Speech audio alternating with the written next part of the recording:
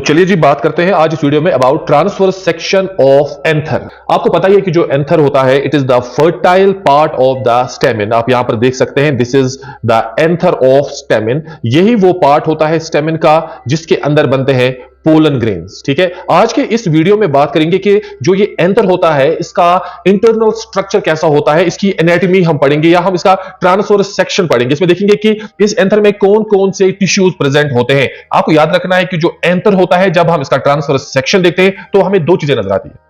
पहली चीज नजर आती है ये wall, this called as anther wall. This is anther wall और इस एंथर वॉल के अंदर प्रेजेंट होते हैं माइक्रोस्पोरेंजिया। यहां पर आप देखिए दिस इज माइक्रोस्पोरेंजिया। यहां पर 4 माइक्रोस्पोरेंजिया प्रेजेंट है इस एंथर में because this anther is tetrasporangiate या बाइथिकस एंथर। तो एक एंथर में दो चीजें हैं, एंथर वॉल एंड माइक्रोस्पोरेंजिया। और एंथर जो होता है it is usually tetragonal in shape, means it has 4 sides, side number 1, side number 2, side number 3 and side number 4। यहां पर आप देख सकते हैं यहां पर प्रेजेंट होते हैं एंथर में these grooves, these depressions, these are called as stomium. Stomium. एक एंथर में 2 स्टोमियम होते हैं, एक तो ये स्टोमियम है और यहां पर भी एक और ग्रूव आप देख सकते हैं, this also stomium. So anther has 2 stomium और यहां पर आप देखिए this tissue is called as connective. This is connective tissue. Connective tissue is a tissue which connects filament with the anther. Now let us study the structure of anther wall in details. ये जो anther wall होता है इसमें 4 किस्म के tissues होते हैं। सबसे बाहर वाला जो टिश्यू एंथर वॉल में होता है this is called as epidermis. Epidermis is the outer most protective layer. सबसे बाहर वाला टिश्यू एपिडर्मिस होता है। इसका काम क्या होता है? To protect the internal tissues और it is single layered and made up of compactly arranged cells, यानी यहां पर सेल्स बिल्कुल साथ साथ होती है और एपिडर्मिस का काम क्या होता है? To provide protection to internal tissues. Now next is endothecium. जो ही हम एपिडर्मिस को सपोज रिमूव करेंगे इसके नीचे एक और टिश्यू आपको मिलेगा। एपिडर्मिस के नीचे जो टिश्यू होता है इसे कहते हैं endothecium. It lies below the epidermis और इसके सेल्स में होती है फाइब्रस थिकनिंग्स। यहां पर आप देखिए जो एंडोथीशियम की सेल्स होती है वो थिक वॉल्ड होती है। इनके सेल्स में फाइब्रस थिकनिंग्स होती है यानी सेलुलोज की थिकनिंग्स होती है, except in the region of stomium. जो स्टोमियम होता है एंथर का, वहां पर जो एंडोथीशियम की सेल्स होती है वहां उन सेल्स में फाइब्रस थिकनिंग नहीं होती है, उनका सेल वॉल थिन होता है। इसलिए जब एंथर मैच्योर होता है एंथर रप्चर करता है एट स्टोमियम बिकॉज वहां पर एंडोथीशियम की जो सेल्स होती है उनमें सेल वॉल जो होता है वो थिन होता है, उनमें फाइब्रस थिकनिंग नहीं होती है। That is why endothecium it helps in dehiscence, it helps in the release of pollen grains through stomium जो वो ग्रूव्स होते हैं इन एंथर। नाउ एंडोथीशियम के नीचे there is another tissue. This tissue is called as middle layers. Middle layers होते हैं 1 से 3 होते हैं, या तो 1 लेयर होंगी या 2 लेयर या 3 लेयर्स होंगी। और ये जो मिडिल लेयर्स है ये वक्त के साथ धीरे धीरे डिजेनरेट हो जाती है और इनका काम होता है जो पोलन ग्रेन्स है उनको नरिश करना, उनको न्यूट्रिएंट्स प्रोवाइड करना। Now let us talk about the most important tissue of the anther wall. This tissue is called as tapetum.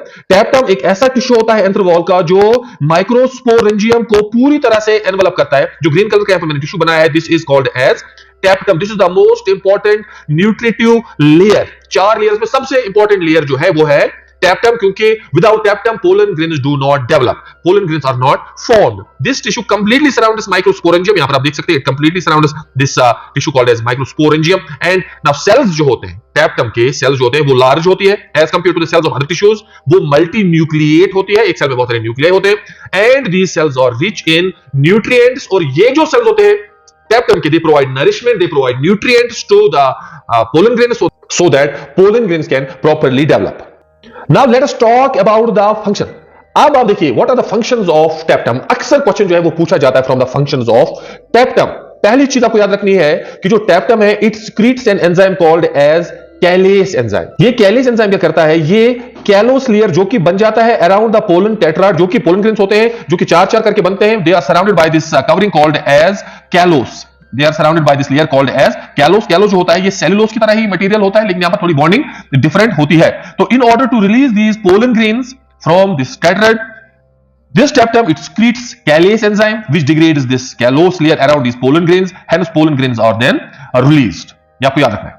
अब जो callus होता है, callus is a polymer of beta 1,3 glucose. आपको याद रखना है it's a polymer of beta glucose which are joined by 1,3 glycosidic bond, यानी जो बॉन्ड होता है वो एक ग्लूकोज के कार्बन नंबर 1 और दूसरे ग्लूकोज के कार्बन नंबर 3 के बीच में बन जाता है। कैलोस जो होता है it helps in the synchronous development of pollen grains in a tetrad, और जो कैलोस होता है it protects these microspores from mechanical stress and pathogen. Now next, ये सबसे इंपॉर्टेंट पॉइंट है, टैप्टम का सबसे important function, that it produces this chemical called as sporopollenin. Sporopollenin क्या है? ये भी एक पॉलीमेरिक मॉलिक्यूल है जो कि बना होता है कैरोटीनॉइड्स का। कैरोटीनॉइड्स आपको पता है ये पिगमेंट्स होते हैं जिनका केमिकल फॉर्मूला होता है C40H56। एक मॉलिक्यूल में 40 कार्बन और 56 हाइड्रोजन एटम्स प्रेजेंट होते हैं, और यही मॉलिक्यूल जब मिलेंगे, कैरोटीनॉइड्स जब मिलते हैं और ये बड़े बड़े मॉलिक्यूल बनाते हैं कॉल्ड एज स्पोरोपोलेनिन, और ये बायोलॉजिकली मोस्ट रेजिस्टेंट केमिकल है। It is not degraded by high temperature, it is not degraded by high pressure, it is not degraded by strong acids, it is the biologically most resistant chemical. And इसका क्या काम है? Sporopollenin जो है ये pollen grain का outer most layer बनाता है। Outer most layer of pollen grain is called as exine.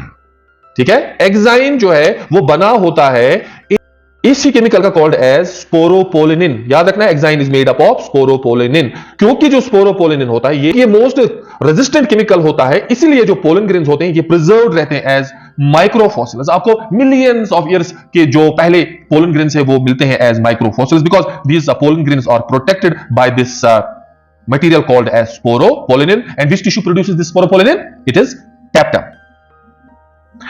Another important function of tapetum is that tapetum जो है ये बनाता है यूबिश बॉडीज, ठीक है, जिन्हें ऑर्बस्क्यूल्स भी कहते हैं। ऑर्बस्क्यूल्स याद रखना है आपको, these Ubisch bodies are called as orbicules. ये छोटे छोटे स्फेरिकल स्ट्रक्चर्स होते हैं जो कि बने होते हैं स्पोरोपोलेनिन के। यानी जो स्पोरोपोलेनिन होता है ये असल में बाहर भेजा जाता है in the form of Ubisch bodies, these are small spherical structures, और फिर जो ये यूबिश बॉडीज होती है they get deposited on the surface of pollen grain resulting in the formation of exine।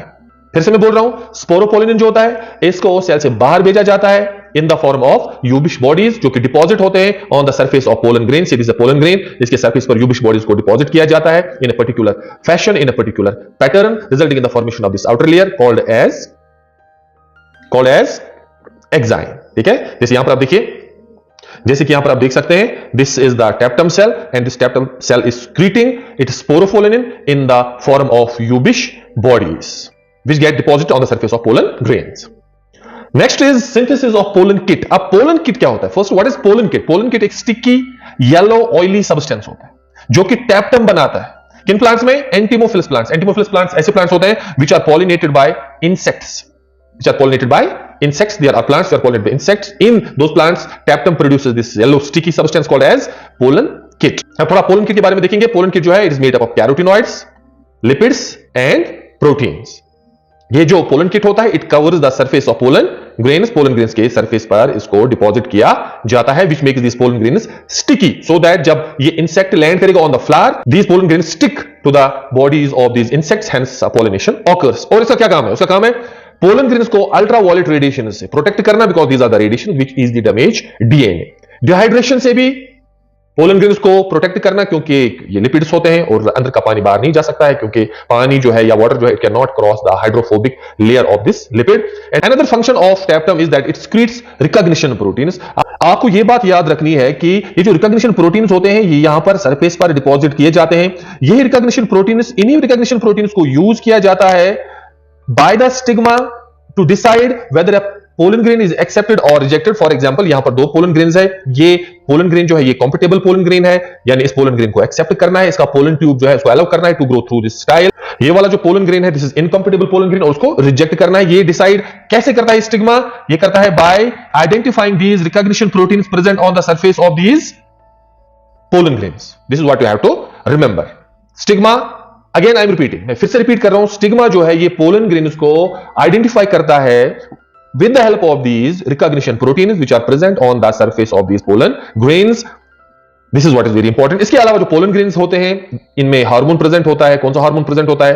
Auxin, खासकर कौन सा auxin? Indole acetic acid. Indole acetic acid, this is the hormone which is carried by pollen grains. What are the types of tapetum? Tapetum जो है दो किस्म के होते हैं, सिक्रेटरी से ग्लैंडुलर टैप्टम भी कहते हैं। याद रखना ये ऐसा टैप्टम होता है जिसकी सेल्स जो होती है वो हमेशा इंटैक्ट रहती है, सेल्स ब्रेक नहीं होती है।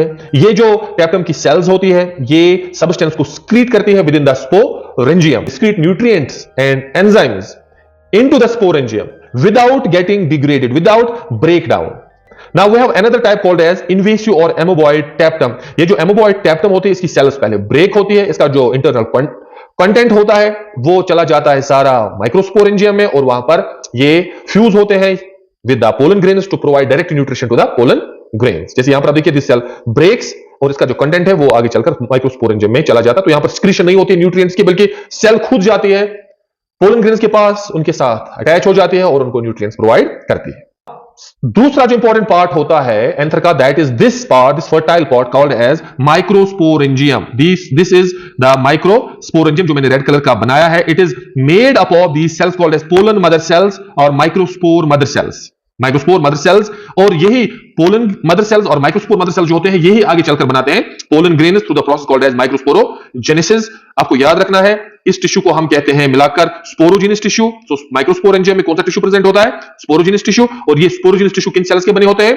पोलन मदर सेल्स और माइक्रोस्पोर मदर सेल्स, और इसकी जो आउटलाइन होती है वो सर्कुलर होती है। So this is all about the structure of microsporangium.